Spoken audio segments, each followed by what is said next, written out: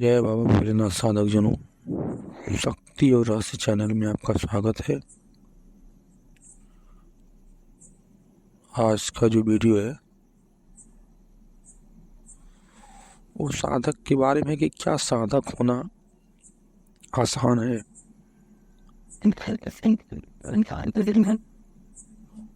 ये वीडियो से आपको क्या सीखने को मिला आप कमेंट कीजिएगा। यदि जानकारी अच्छी लगी तो चैनल को सब्सक्राइब कीजिएगा, बेल आइकन दबा दीजिएगा ताकि जो भी नया वीडियो है उसका नोटिफिकेशन आपको मिलता रहे। तो चलिए जो है वीडियो शुरू करते हैं। जैसा कि हमने बताया कि क्या साधक बनना आसान होता है। देखिए, ढोंग करना आसान होता है लेकिन साधक बनना, सही रास्ते पे चलना बहुत कठिन होता है। और यह कहते हुए मुझे थोड़ा सा भी हिचकिचाहट नहीं होगा कि आप YouTube पे तमाम लोगों को देखते हैं। सबको तो नहीं बुरा कहा जा सकता है, क्योंकि सभी जब बुरे हो जाएंगे तो फिर रही किया जाएगा। लेकिन उसमें से अधिक ढोंगी हैं, एकदम सरेआम ढोंग करते हैं, लोगों का पैसा लूटते हैं।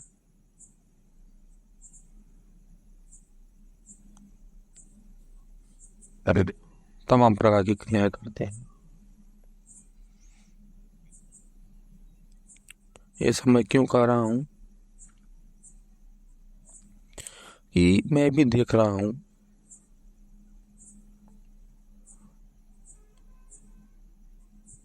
कोई हांडी चलाना दिखा रहा है, कोई मूठ छोड़ना दिखा रहा है, कोई नोटों की बारिश करवा रहा है, पता नहीं क्या क्या। कोई प्रेतों को बोतल में कैद कर रहा है,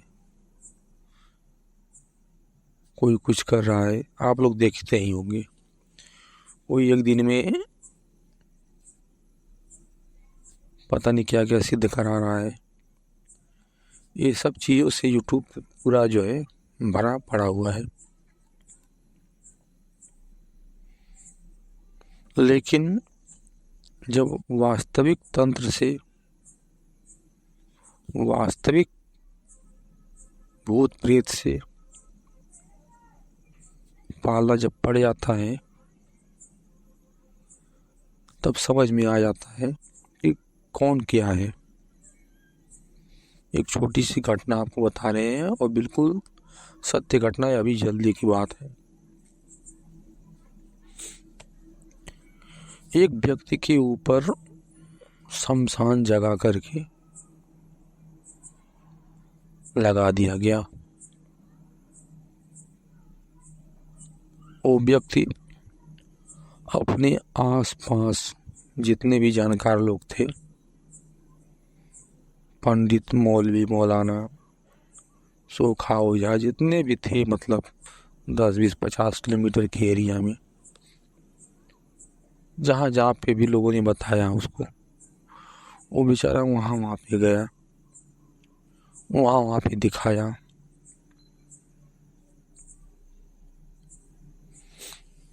कुछ तो ऐसे थे जिनको कुछ भी जानकारी नहीं होती थी,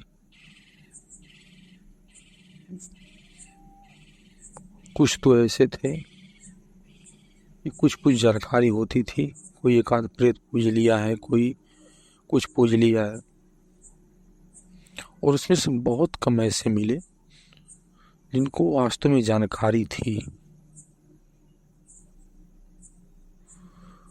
तो जिनको वास्तव में जानकारी थी तो वास्तव में उस चीज़ को पकड़ पा रहे थे कि फला फला चीज़ इसमें लगाया गया है। वो पहले ही हाथ जोड़ ले रहे थे कि भैया हमारी बस की बात ये है नहीं। इसमें बहुत ही मतलब वो करने वाला व्यक्ति, वो कराने वाला व्यक्ति जो है वो अपने बहुत ही नीचे स्तर पे गिर करके ये सब काम किया है।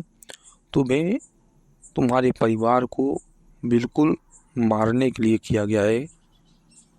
पता नहीं किसके पुण्य प्रताप से, किसके प्रभाव से तुम लोग अभी सुरक्षित हो, बाकी हमारे बस की बात है नहीं।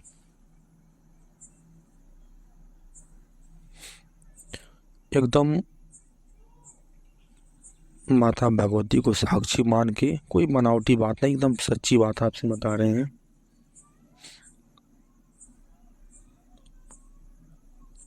वो व्यक्ति कहीं से जानकारी पाया, वो कहा कि बनारस, किसी ने बताया कि बनारस जाओ, वहाँ पे इस तरह की साधनाएं होती हैं। वहाँ पे शमशान साधना करने वाला कोई होगा, अघोरी वगैरह जो होते हैं वहाँ पे, हो सकता है वो सही कर दे। ये बेचारा वहाँ पे भी गया।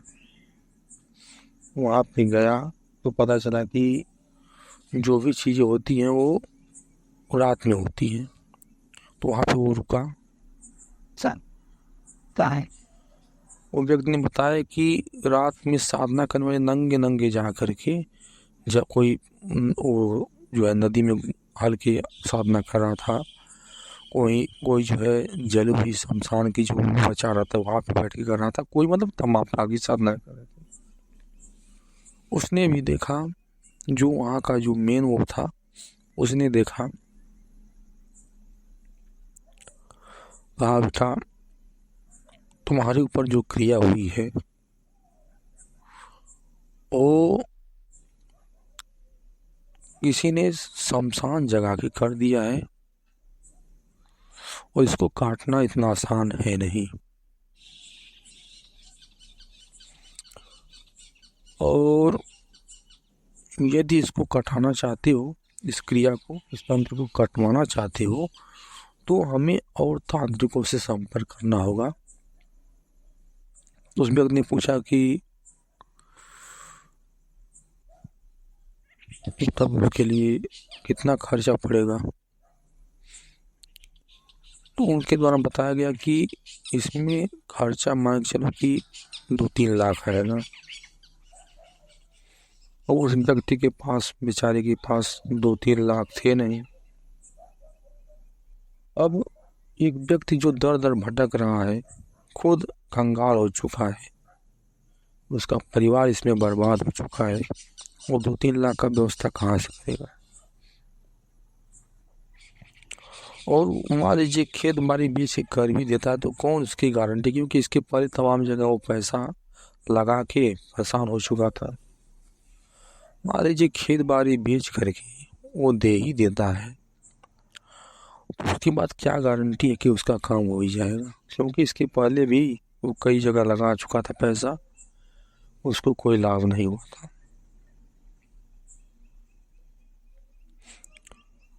तो वो बनारस में जिसके पास गया था उसने कहा कि ये ठीक है, मैं ये कुछ मंत्र बोल बता रहा हूँ, इसको जो है जपना, तो तुम्हें कुछ आराम हो जाएगा। कटेगा तो नहीं वो चीज़, लेकिन जितना परेशान हो इस समय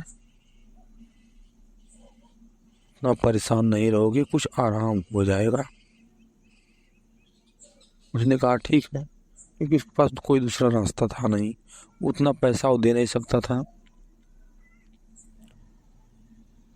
वो व्यक्ति जो है आया घर पे और उस क्रिया को किया कि आराम हो जाए। तो कुछ 9-10 का अंतर हुआ।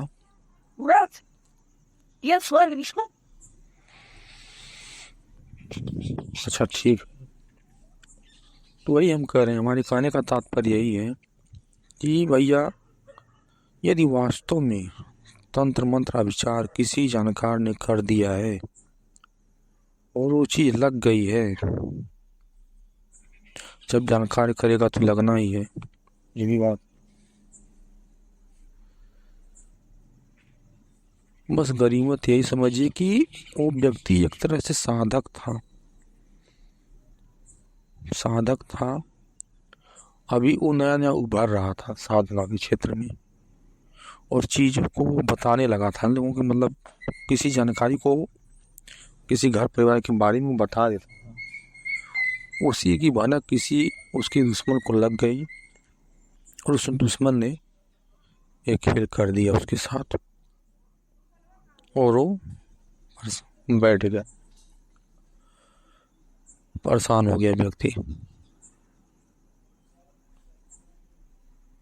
एक औरत और भी हमने देखा, उसको भी कुछ ऐसी परेशानी थी, वो भी पूरा इलाका छान मारा, उसको भी सफलता नहीं मिली।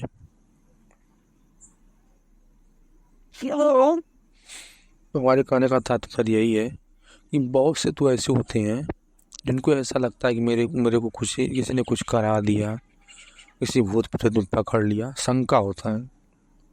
100 में से 90% ये ऐसे ही होते हैं। नहीं 90 मानते, आप 80 मान लीजिए, 70 मान लीजिए, ऐसे ही होते हैं जिनको केवल शंका होता है या छोटी मोटी चीज़ें होती हैं, और लोग सही कर देते हैं तो बड़का बाबा बनते हैं, बड़का तांत्रिक बनते हैं। लेकिन जिसको वास्तव में ऐसी चीज़ें लग गई होती हैं, उसको ठीक करने वाले कोई बिरले ही होते हैं, बहुत कम होते हैं ऐसे,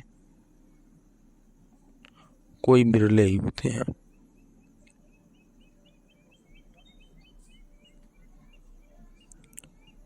तो अब प्रश्न उठता है कि आप कार्य करें तो क्या करें। अगर ऐसी स्थिति, ऐसी सिचुएशन किसी के साथ हो जाए तो करे तो क्या करें। तो मेरा कहना यह है कि यदि इस प्रकार की स्थिति किसी के साथ बन जाती हो, कुछ जगह जगह दिखा दिखा के भैया परेशान हो गया, नहीं लाभ मिल रहा है, तो हथियार अपने स्वयं उठाना चाहिए।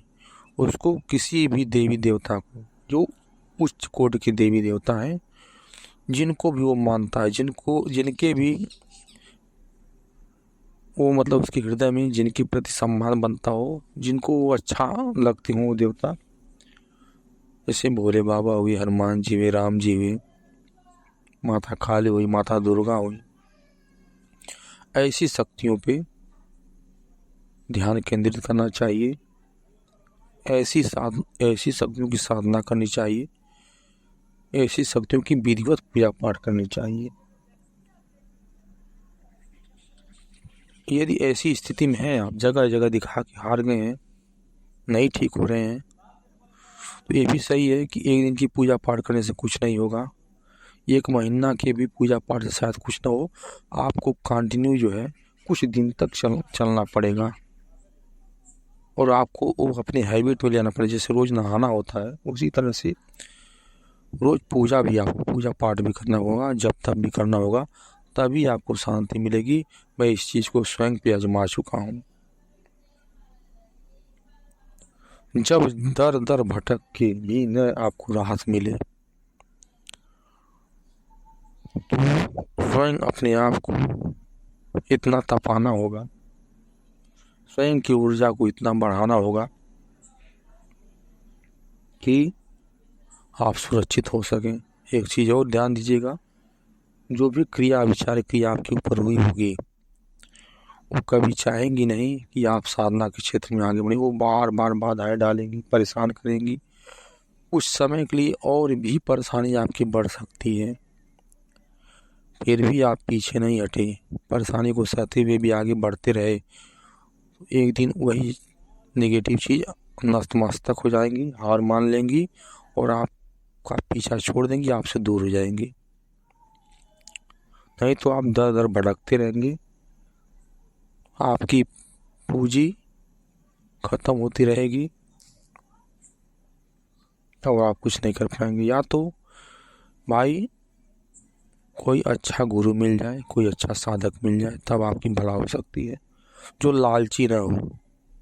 ऐसा नहीं हो कि आप कहीं से भी इतना ले आइए, ये कीजिए वो कीजिए, ऐसा ना हो, तब आपको सफलता मिल सकती है। या तो भैया स्वयं आप कीजिए। कभी कभी व्यक्ति इतना जो है नेगेटिव शक्तियाँ परेशान कर देती है, इतना उसके मतलब आत्मबल को कमज़ोर कर देती हैं कि वह ये सब करने योग्य कर ही नहीं पाता है। तब उसको एक अच्छे गुरु की, जो लालची ना हो, जो एक साधक हो, उच्च कोटि का साधक हो, जिसके अंदर खुद तपस्या का बल हो, वही आपको रास्ता दिखा सकता है, वही आपको समझा सकता है। फिर भी आपको भी कुछ करना ही पड़ेगा, आपको भी साधना के क्षेत्र में उतरना ही पड़ेगा। यदि आपके ऊपर कोई प्रबल तंत्र मंत्र अविचार कर दिया गया है तो ये जानकारी अच्छी लगी हो तो चैनल को सब्सक्राइब कीजिएगा, बेल आइकन दबा दीजिएगा, ताकि जो भी नया वीडियो उसका नोटिफिकेशन आपको मिलता है। चलिए।